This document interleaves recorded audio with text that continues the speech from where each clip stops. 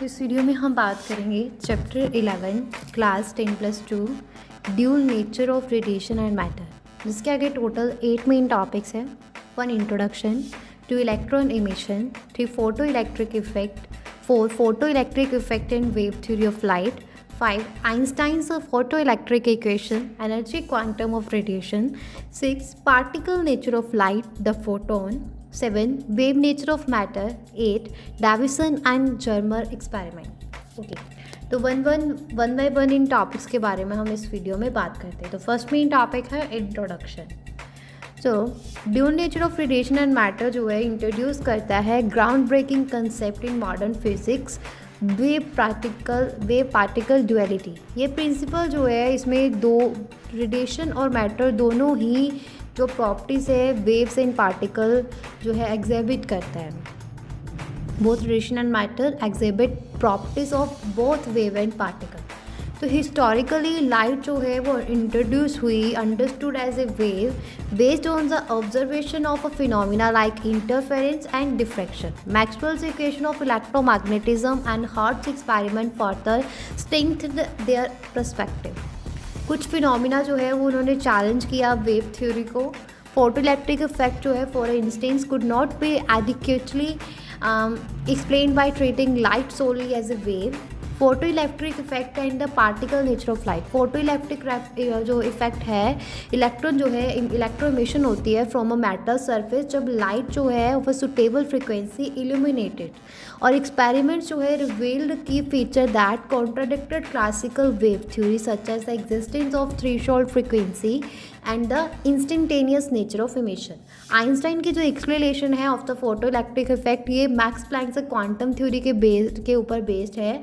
और इन्होंने प्रपोज किया light consist of a discrete packets of energy जिसको हम फोटोन्स बोलते हैं, और हर एक फोटोन जो है वो एनर्जी को जो है प्रोसेस करता है इज इक्वल टू एच और फ्रिक्वेंसी ऑफ लाइट। और फोटो इलेक्ट्रिक इक्वेशन जो है E K is equal to H frequency minus 5। तो यहाँ पे वर्क फंक्शन है 5 और एनर्जी जो है needed for electronic emission elegantly explained the experimental observation. De Broglie hypothesis of wave nature of matter.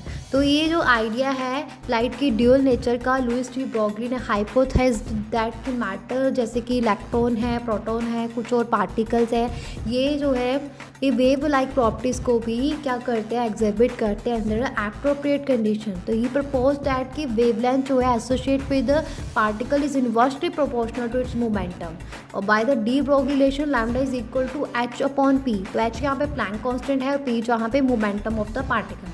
तो हाइपोथेसिस जो ये बोलता है कि पार्टिकल की जो वेव प्रॉपर्टीज है बहुत ज़्यादा प्रोनाउंस्ड है at the subatomic scale due to smaller mass and momentum, जबकि they are negligible for microscopic object.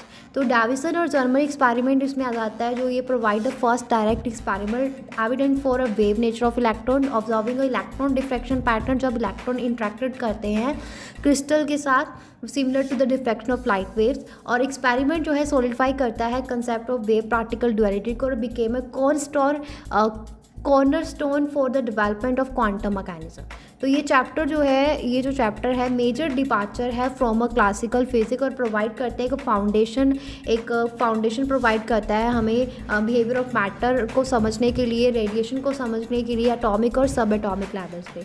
ये जो चैप्टर है concept like a wave function, Heisenberg's uncertainty principle, fundamental to quantum mechanics, ये सब हमें जो है इंट्रोड्यूस करवाता है। और principle of wave particle duality जो है वो डेवलपमेंट करती है मॉडर्न टेक्नोलॉजी जैसे कि इलेक्ट्रॉन माइक्रोस्कोप्स और सोलर सेल्स की। ओके, क्लियर हुआ यहाँ तक? हाँ जी।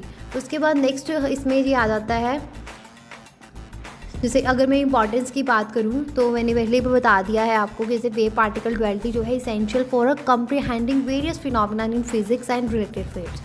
It bridges the gap between classical physics and quantum physics and demonstrating the universe is more complex than previously understood.